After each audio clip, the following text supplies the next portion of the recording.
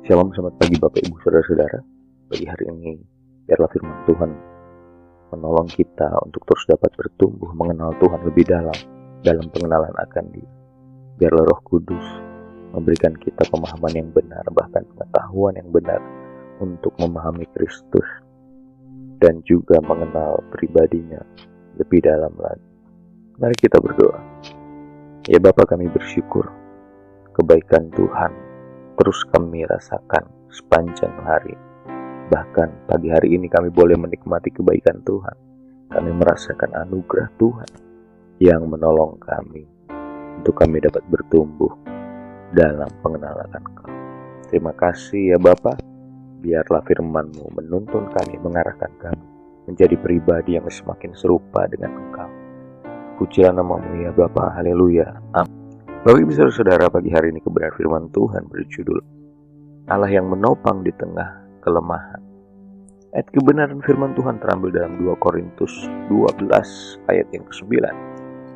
Tetapi jawab Tuhan kepadaku, cukuplah kasih karuniaku bagimu, sebab justru dalam kelemahanlah kuasaku menjadi sempurna. Sebab itu terlebih suka aku bermegah atas kelemahanku, supaya kuasa Kristus turun menaungi aku. Dalam setiap kelemahan yang kita alami, baik secara fisik, emosional, maupun spiritual, Allah tidak menjauhkan dirinya kepada kita. Tapi sebaliknya, Ia justru hadir dan menyatakan kuasanya. Rasul Paulus sendiri mengalami duri dalam daging yang tidak diangkat oleh Tuhan. Ia merasakan tekanan dari dalam dirinya. Tetapi melalui itu dia belajar untuk bergantung sepenuhnya pada kasih karunia Tuhan. Ia belajar untuk mengandalkan Tuhan setiap waktu. Ada hal yang membuat dia tidak boleh menyombongkan diri. Kelemahan bukanlah penghalang bagi pekerjaan Tuhan. Justru disitulah kita menyadari bahwa kekuatan kita terbatas dan hanya kuasa Tuhan yang sempurna dapat menopang kita. Paulus tidak menjadi kecewa atau putus asa karena kelemahannya, melainkan menjadikannya kesempatan untuk lebih mengenal kekuatan Allah. Ia berkata, aku lebih suka bermegah atas kelemahanku, supaya kuasa Kristus turun menaungi aku.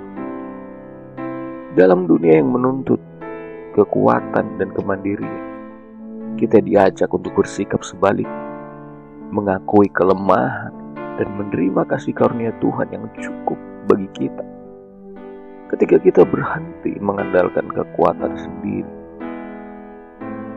maka kita membuka ruang bagi kuasa Allah untuk bekerja secara nyata di dalam kehidupan kita. Kita belajar bahwa ketergantungan kepada Tuhan bukanlah suatu kelemahan, tetapi sumber kekuatan yang sejati.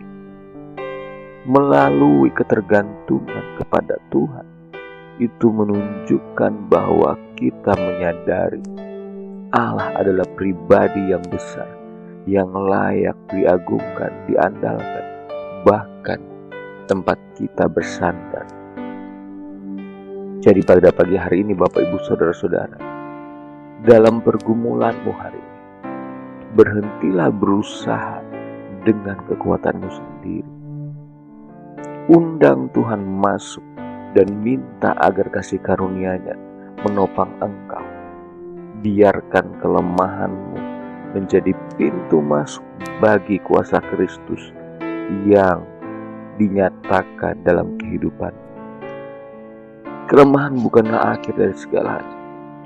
Itu bisa menjadi awal kuasa Allah dinyatakan dalam kehidupan kita. Mari kita berdoa. Kami bersyukur ya Yesus, bahwa dalam kelemahan kuasa-Mu sungguh dinyatakan dalam kehidupan kami.